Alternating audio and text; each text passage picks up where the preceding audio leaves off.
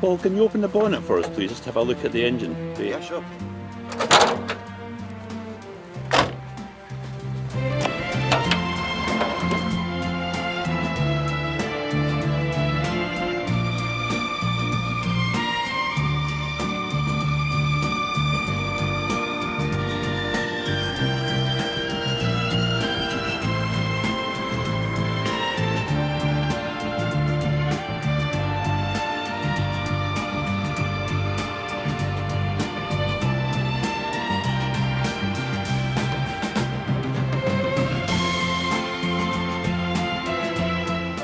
Morning, Paul. Great to see you here again. You've brought your latest project. I've had it for just over a year now. I had a Morris Minor about 20 years ago, which was beginning to fall apart when I bought it. This one needed a complete rebuild, and that's what it's had. It's been 2 years, complete nut and bolt restoration. Anything at all rusty was taken out and replaced with OEM equipment. Yeah. And obviously a nice new respray as well. Yeah, absolutely. I mean, did you do all the work yourself, or No, did you no. have somebody to do it? A company called West Riding Classics up in Yorkshire Okay. did this for me. Yeah. I've done a few cars over the years, but this is when I just wanted to sort of have it given to me and enjoy it. Yeah, absolutely.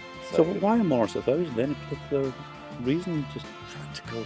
It's a traveller. It's practical. It's classic British motoring.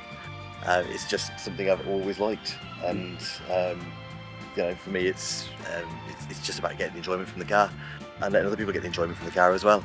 when did you get your hands back on it after you had all the rest of the work done on it? It was last September. It was delivered here to Wellesbourne. Yeah. I was having a weekend working on the Vulcan. It arrived on the Sunday morning on the back of a trailer, and I took it up to the British Motor Museum at Gaydon, had a little sort of bite to eat up there, wandered around the museum, and then drove it 150 miles home. You mentioned there the Vulcan because it should be interesting for people just to understand. We've got two vehicles of a similar era here, because we've got your Traveller, which is 1963. And excuse the background noise, folks. We're in the middle of working airfield, so we're going to get some aircraft noise. Let's let this one pass by for a moment. So it's the 1963 Morris Traveller. Yeah. Alongside it, we have here a 1964 Vulcan bomber, which is quite cool to see both vehicles in the same area. Just talk us through, this engine. This is it's 1100cc. 1098cc A series engine. It's the basic engine they were fitted with. It's the largest engine they were fitted with as standard. People have upgraded them to the 1275 A series. When I had this rebuilt, one of the things I wanted was originality. There's only a couple of bits of sort of concessions to modernity in there. I've got an anti-roll bar underneath it, electronic ignition.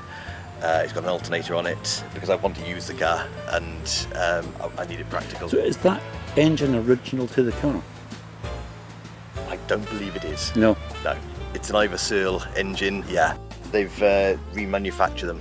Okay. So it's a fully remanufactured engine and gearbox. I was talking to you earlier on today, Paul, when I saw you arriving in your Traveller, and you mentioned you had an interesting journey here today. So do you want to tell us a little bit about what happened this morning? Yeah, well, I've decided to bring it along for the weekend work on the Vulcan because I'm coming towards the end of running it in now. Just about done 900 miles, and on the way here, just to the side of Hereford, a deer ran out in front of us, and with 4 drum brakes all round, I managed to stop quite comfortably, but unfortunately an SUV going the other way didn't, and they hit the deer into the front corner of the car. Alright, so you were stationary and the deer was essentially catapulted We managed into to the stop, car. yes. The deer was sent flying backwards into the front of the car. It's So what's actually happened to the car as a result of that? The light mounting has been cracked, so that's being held on with tape at the moment.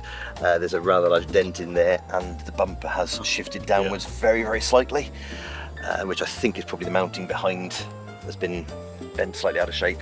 That's just painful, isn't it? It is bad enough to happen to any vehicle, but yeah, to happen something like this after the amount of work that's had on it, and you've literally just about run the thing in. At the end of the day, it's a piece of metal. As much as I love it and enjoy it, and we're safe.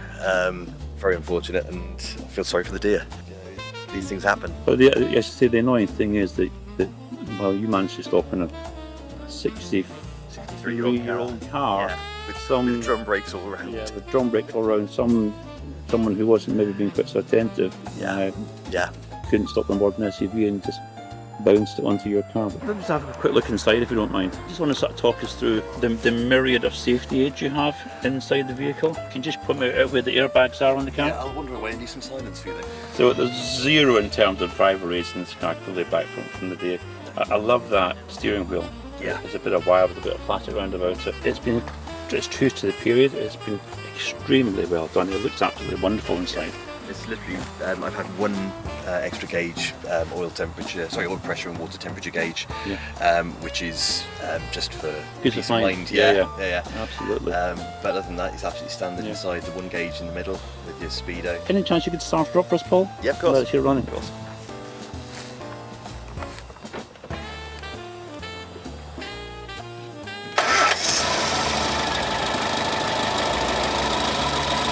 That is smooth, very smoothly, isn't it?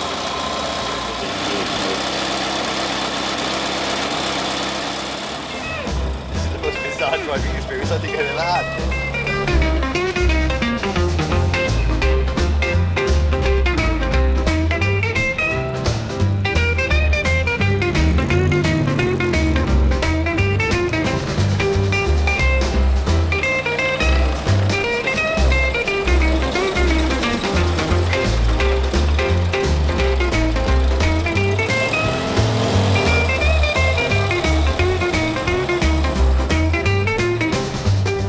It's one of the things I like about when you're trying to film somebody who's a photographer, because they get the idea and chances of light. Where the light's going to go, there's still data in here, but Good man, I'm impressed.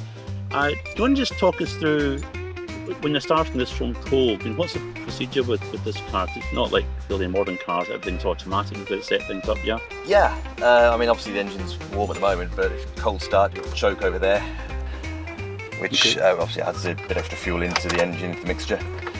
And then it's key in. Normally you hear clicking with the fuel pump, but this one's just been running, so there's no extra clicking there. And once it finishes clicking, it's a pull start.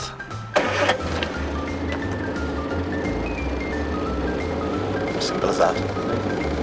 Is there anything I should be watching out for, Paul, when you pull away? Yeah, there's no synchro on first. There's quite a whine with the gearbox as we're pulling away, and the exhaust note is quite interesting. Go for it.